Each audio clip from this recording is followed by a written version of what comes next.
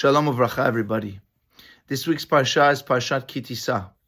The beginning of the Parashat talks about the census that Moses made of the Jewish people that Hashem told him to do in the desert. And he tells him, when you count them, do not count them by their heads, 1, 2, 3. Count them using donations that they will each give of a half shekel. Why is this? Because when we count something or people or anything for that matter, we're kind of limiting the blessing on that thing. We're limiting it. We're saying this is the number. And Hashem doesn't want us to do that.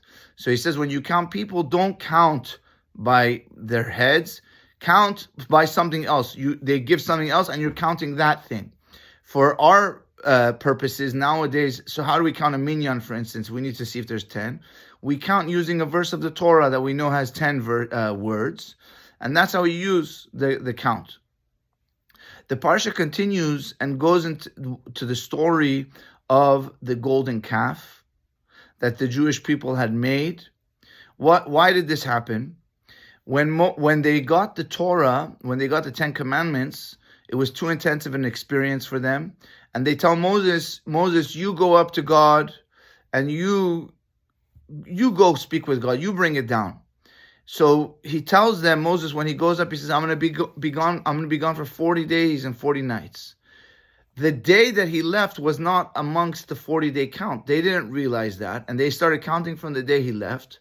So when he doesn't come back after 40 days, they start to get nervous. And they were very connected to idol worship.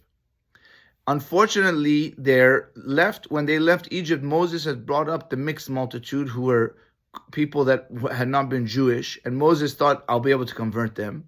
Hashem didn't tell Moses to bring them out, and they were the ones who kind of influenced the Jewish people, unfortunately, to do this sin of the golden calf.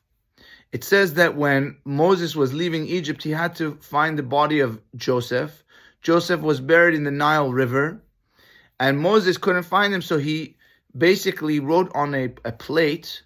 He wrote the words, Aleh Shur, rise up ox, rise up ox. Joseph was called an ox by his father because of his strength, as praise in a way. He's saying, you're strong as an ox. So Moses wrote on the thing, come up ox. So Joseph's body rose up in the Nile River when Moses threw this plate. Someone, a bad person, had seen this and he found the plate that Moses used. It was a special plate that Moses had written. And so when they were making the golden calf and they were throwing the gold into the fire, he threw this plate, and it was kind of a special plate. Out of this fire with the gold comes out a golden calf that was actually moving, it says, and eating grass. It looked like a living, breathing thing. And it was looked very impressionable. So they started worshiping this golden calf. Moses comes down, sees what they've done. Hashem says, go down, your nation that you brought out. He was talking about the mixed multitude, the Erev Rav. They had caused them to do this grave sin. And Moses comes down and he sees them. And what does he do? He breaks the tablets. Why did he break the tablets? Because the second commandment of the tablet was, do not have other gods. And this is one of the first things they have done. So Moses doing this was an act of love for the Jewish people. He didn't want them to get in trouble, so he broke the tablets, because the tablets was kind of like the contract. He was like kind of ripping up the contract between them and God, and that's why later on there was another 2 tablets made. So Be'ezrat Hashem, we learn from these things that we need to have patience sometimes. When we've been promised something and it doesn't come what we think is the time, keep having patience, keep having faith. Because unfortunately, that act of the golden calf was a very terrible act that led to a lot of punishments for our nation throughout the years.